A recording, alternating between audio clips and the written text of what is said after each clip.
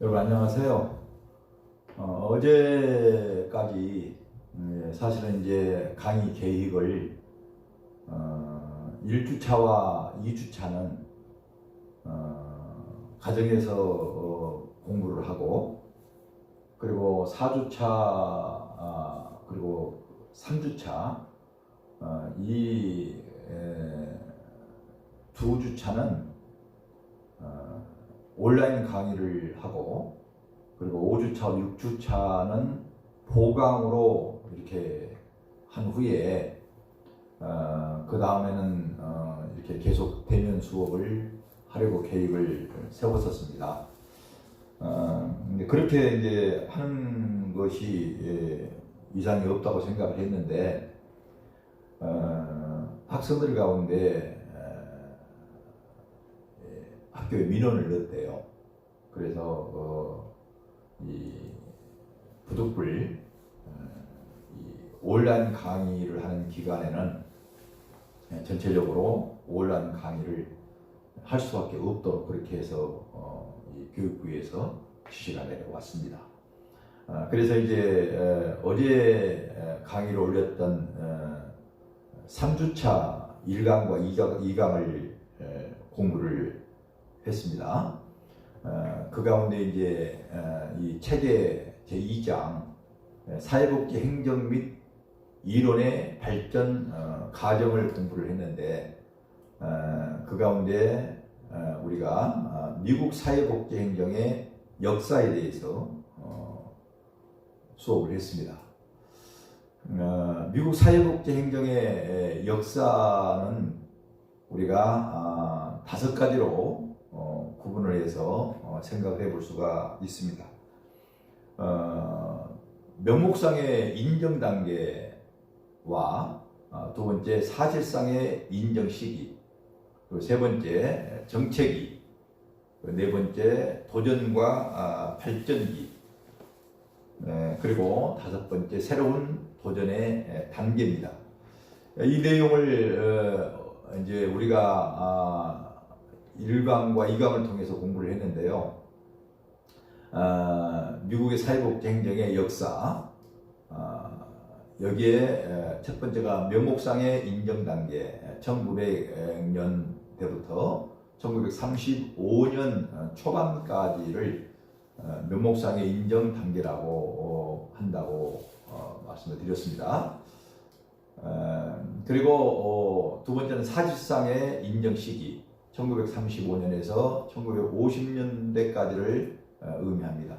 세 번째는 정책이 1960년에서 1970년도까지, 그리고 네 번째 도전과 발전기 1970년에서 1990년도까지, 여기까지 이제 우리가 지난 시간 공부를 했습니다. 오늘 이제 미국 사회복지 행정의 역사의 이제 5번째 새로운 도전의 단계에 대해서 수업을 하겠습니다.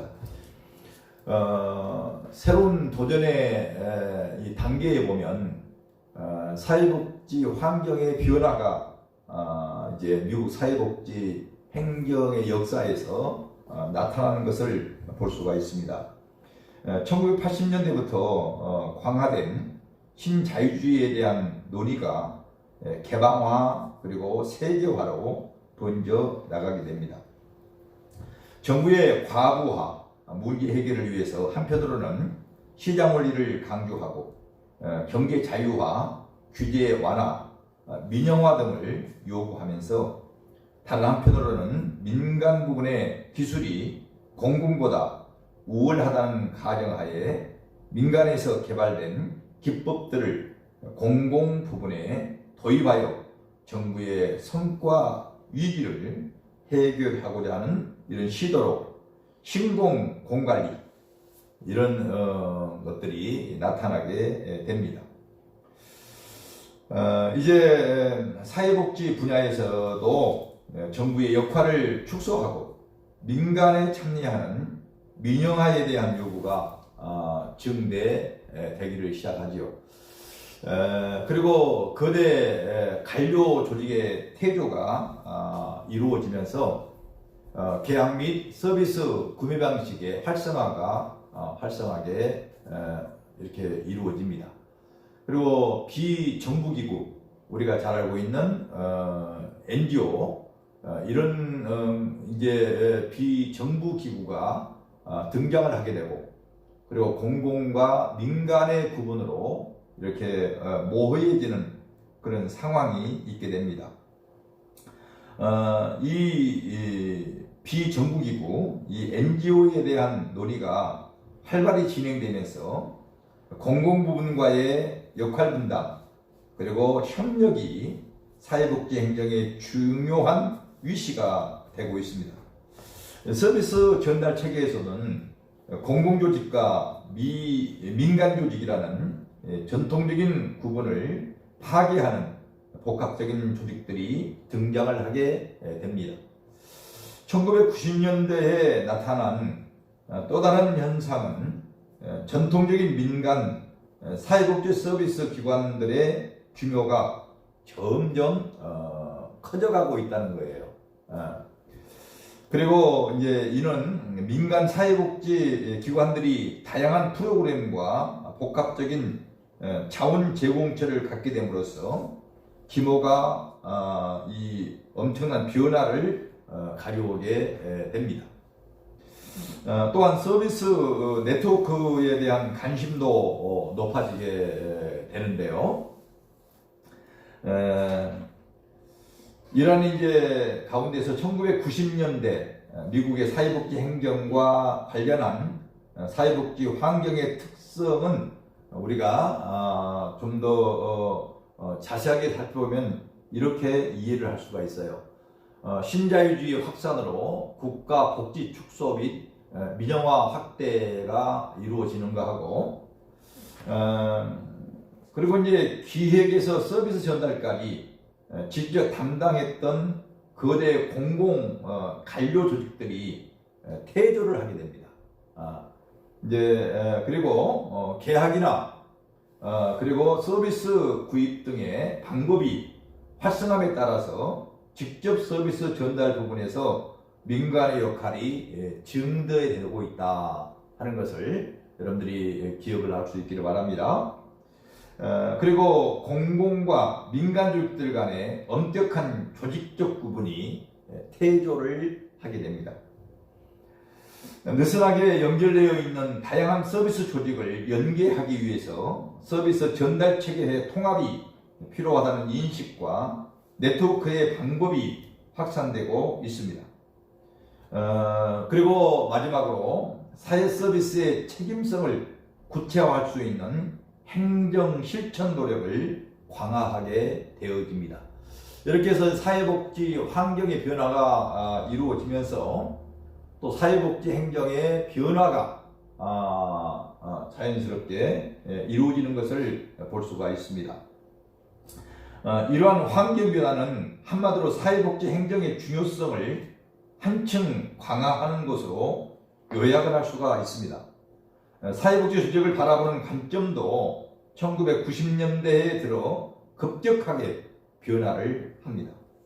실천 현장의 변화들을 적절히 뒷받침하기 위해 사회복지 행정체계의 관점도 변화될 필요성이 있었던 것이죠. 특히 행정 지식의 근간을 이루는 조직에 대한 이해, 여기에 있어서 관점의 전환이 절실하게 요구되었던 것입니다.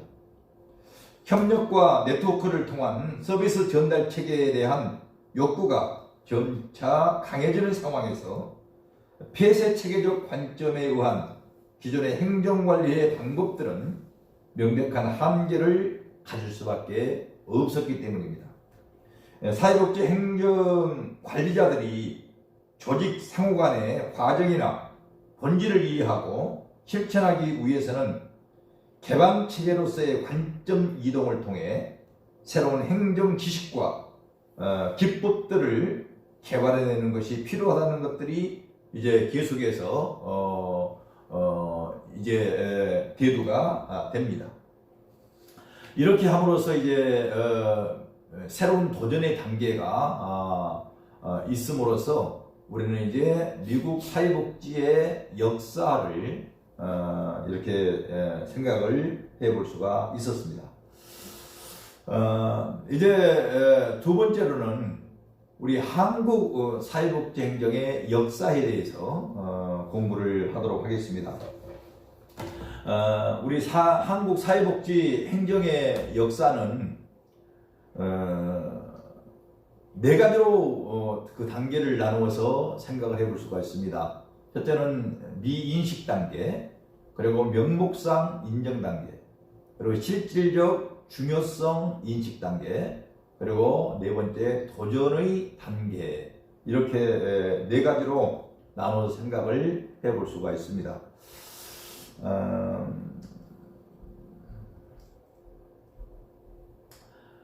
한국 사회복지행정의 역사, 미인식 단계는 1950년대를 중심으로 해서 우리가 생각을 해볼 수가 있습니다.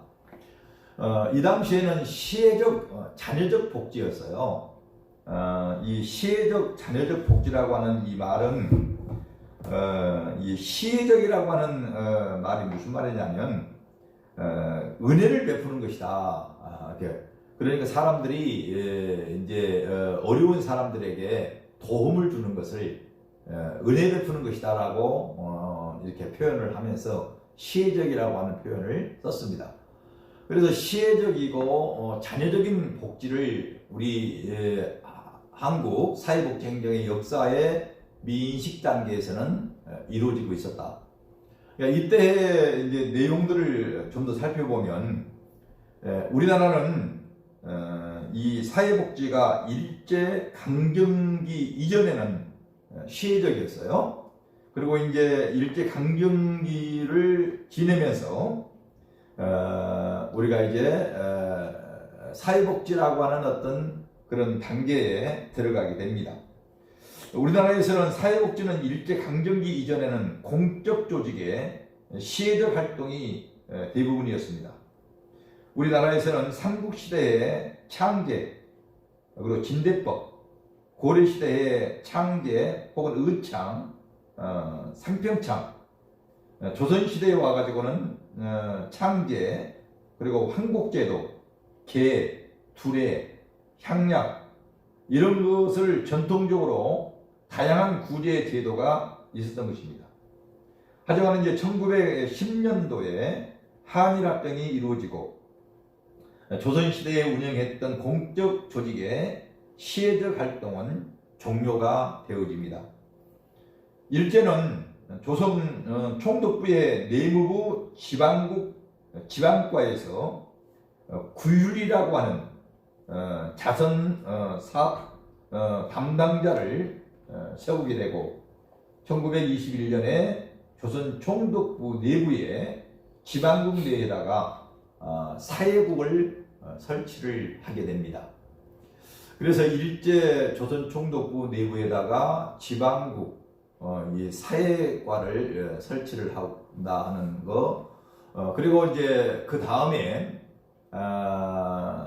일제가 물러가지요. 1945년도에 우리나라가 이제 해방이 되어지고 그 이후에 미 군정 보건위생부가 등장을 하게 됩니다. 1945년부터 1948년까지 3년간 미 군정이 이제 실시를 하게 되는 겁니다. 미 군정은 일제 때의 관계법을 개정하면서도 군정 법령과 업무 처리 준칙들에 입각해 행정을 폈습니다. 미 군정은 제도적인 복지가 아니라 월남 피난민과 기존에 국내에 거주하던 빈민에 대한 식량, 임시주택, 긴급 의료를 제공하는 등 긴급 구호 활동을 주로 전개를 했습니다. 미 군정은 1945년 10월 27일 보건후생국을 설립했고 보건후생국은 1946년 3월 2일 보건후생부로 승격을 하게 됩니다. 보건후생국은 1946년 1월 10일 후생국보 제3호를 발표한 데 이어서 9월 18일에는 후생국보 3회 호를 그리고 후생국보 3시호 등의 일련의 구호진칙을 마련하고 일제가 1944년 공포한 조선 구호령과 함께 시행을 하게 되었습니다. 그리고 나서 이제 대한민국의 사회부와 보건부의 긴급 구호가 이제 만들어지게 되는데, 바로 이것은 이제 해방이 된 이후죠. 해방이 된 이후에 1945년 이후 이런 이제 일들이 시작이 됩니다. 그리고 이제 1948년도 8월 15일 이때 이제 정식적으로 사실은 이제 대한민국 사회부와 보건부의 긴급 구호가 이제 생기게 되는 것을 볼 수 있습니다. 1948년 8월 15일 제1공화국이 공식 출범을 합니다.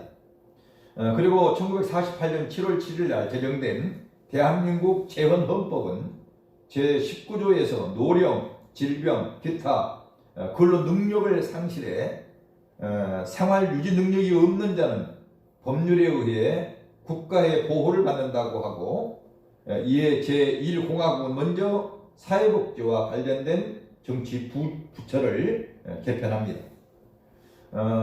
미군 정기에 보건후생부와 노동부를 통합해서 사회부로 개칭하고 보건, 위생, 노동, 분야 행정을 관장하게 됩니다. 그리고 1949년 3월에는 보건부를 신설해서 사회부가 관장했던 보건 행정을 담당하게 됩니다.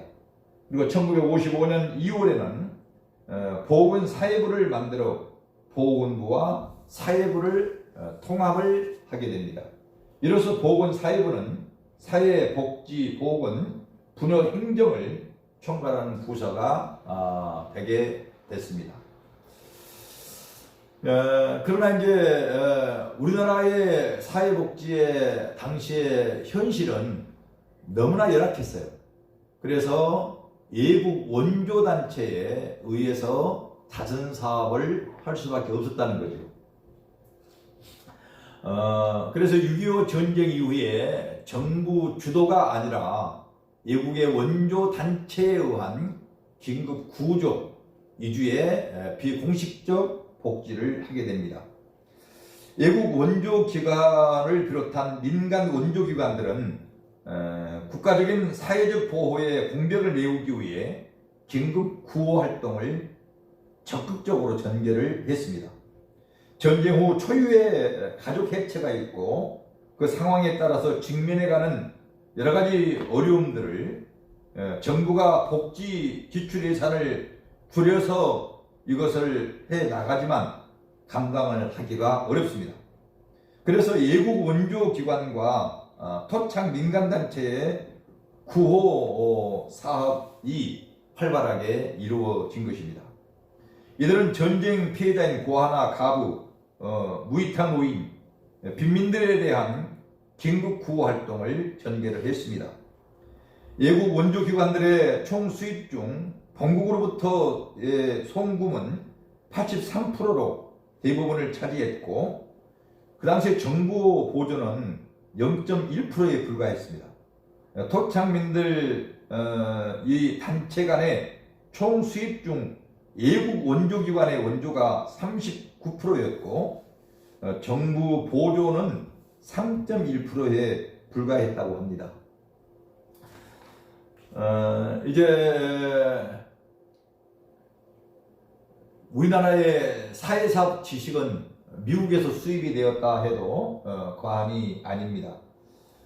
이렇게 해서 이제 현장의 필요성보다 교육 과정을 통한 사회사업 교육이 선행이 되면서 이때 당시에 이제 이화여자 대학교에서 1994년도에 이제 정식으로 이제 이 사회복지 행정이라고 하는 이런 이제 과를 신설을 하고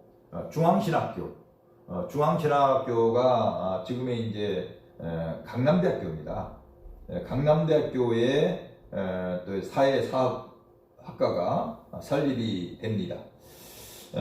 그리고 이제 더 나아가서 서울대학교에서 이제 또 1959년도에 서울대학교 이 사회학과, 사회사업학과도 이렇게 설치를 해서 이제 공부를 하게 됐는데, 당시 서울대학교 사회사업학과는 설립 당시부터 사회복지행정을 교과 과목으로 편성했던 것으로 그렇게 알려지고 있습니다.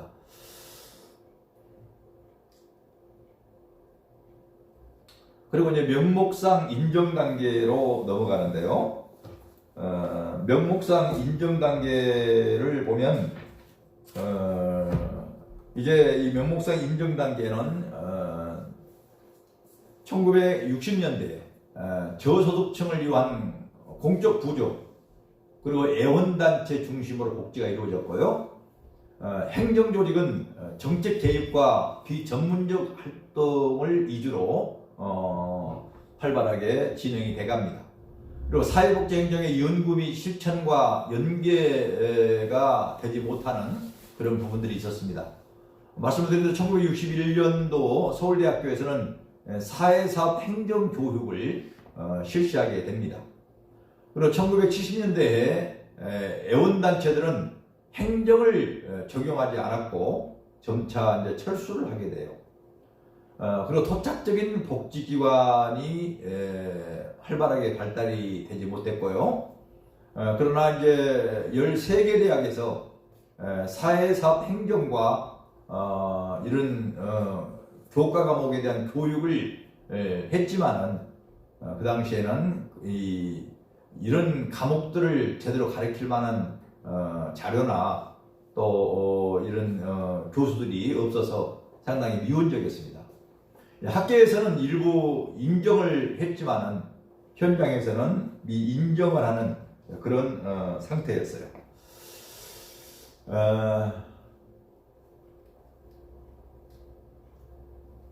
세 번째, 한국 사회복지행정의 역사를 보면 실질적 중요성 인식 단계로 넘어가게 됩니다.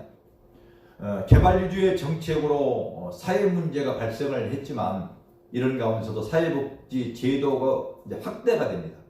그래서 공공 및 민간 부분의 사회복지 조직의 분화가 이루어지고 공무원 5급 사회복지직이 신설이 됩니다. 그리고 행정학계에서 복지행정, 단행본들이 이렇게 나오게 되죠. 이제 그래서 사회복지의 발달에 기여를 하게 되는 것입니다. 그리고 1980년대에 전달체계 개편에 대한 논의가 시작이 됩니다. 사회복지에서 전달체계 굉장히 중요한데 이때에 이제 논의가 시작이 되는 거죠.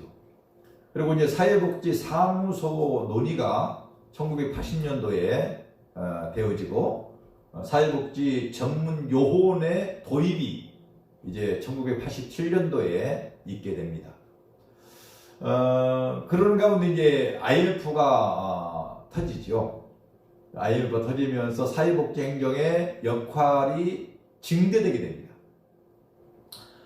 사회복지 사업법이 1997년도에 개정이 되고 사회복지 공동모금법이 1998년도에 생기게 됩니다. 그리고 민간 사회복지 조직의 재정과 자율성이 강화가 되고요. 이때 이제 국민기초생활보장법이 제정이 됩니다. 1999년도에. 그리고 사회복지 전담 공무원이 있게 되지요. 그리고 사회복지 교육 및 연구가 증가가 됩니다. 이러면서 이제 사회복지에 대한 학위 논문 그리고 단행본들이 발간이 되고 한국 사회복지 행정학회가 1999년도에 창립이 되면서 이제 사회복지가 중요한 이제 인식을 하게 되는 이런 단계로 넘어가는 것을 볼 수가 있습니다. 그리고 한국 사회복지행정의 역사의 네 번째는 도전의 단계입니다. 2000년 이후에인데 이때 이제 신사회 위험에 대한 신자유주의적 정책 기조가 마련이 됩니다. 그리고 사회 서비스의 민영화가 이루어지는데요. 사회복지 신설의 신고제, 사회복지 사업법 개정이 1997년도에 이루어지고 사회 서비스 바우처 도입이 되고 그리고 노인 장기 요양보험이 도입이 됩니다. 그리고 이제 지방화가 이루어지면서 국고보조 사업의 지방 2항이 있게 됩니다. 2003년도에. 그리고 지역사회복지 협의체가 설치가 되는데 사회복지사업법 개정이 2003년도에 있게 됩니다.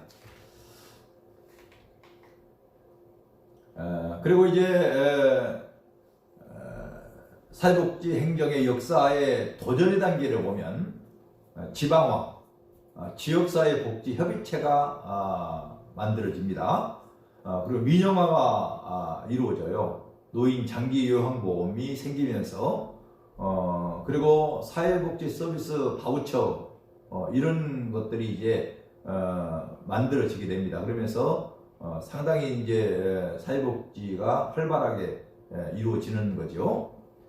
그리고 이제 공공사회복지 전달 체계가 개편이 됩니다.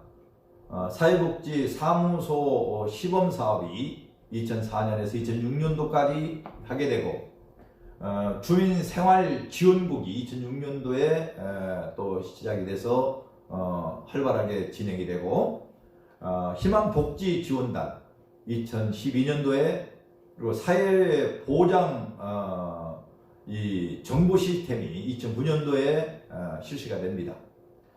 또한 사회보장급여의 이용과 제공 그리고 수급권자의 발굴법이 2014년도에 있게 됩니다. 여기 여러분들이 이제 옛날에는요, 이 어려운 사람들을 우리가 표현을 할 때에 영세민이라고 해서 영세민. 영세민이라고 하고 수급자라고 그러겠습니다. 기초 수급자. 그런데 이제 이 법이 2014년도에 제정이 되면서 수급권자라고 했습니다. 수급권자. 수급권자는 상당히 당당한 표현의 말입니다. 그러니까 이제 기초 생활 수급권자들이 정부로부터 이제 이 도움을 받을 때에 당당한 권리를 가지고 도움을 받을 수 있다 해가지고 수급권자라고 그렇게 이제 2014년도에 제정을 한 것입니다. 사회적 기업의 출현, 이제 그래서 결국은 일자리가 제공되어지고 사회 서비스가 제공되어지고 지역사회 공원형 혼합형들이 이루어지게 되는데 이 사회적 기업이 굉장히 중요합니다. 사회적 기업은 어떤 이윤 추구를 목적으로 하는 것보다 일자리를 이렇게 창출하고 또 사회 서비스를 제공하고 지역사회 공헌을 하는 이런 이제 목적으로 사회적 기업이 출연이 되었는데 지금 이제 여러분이 살고 있는 지역에도 사회적 기업들이 참 많이 있습니다. 그래서 사회적 기업이 활발하게 진행되면 이제 더욱더 사회 복지에 이런 많은 기여를 하게 된다 하는 생각을 하게 됩니다. 이렇게 해서 이제 한국 사회복지 행정의 역사까지 공부를 했습니다. 이렇게 해서 이제 4주차 제 3강까지 강의를 마쳤습니다. 이제 다음 시간에는 제 3장부터 공부를 그렇게 하도록 하겠습니다. 그래서 여러분들에게 이제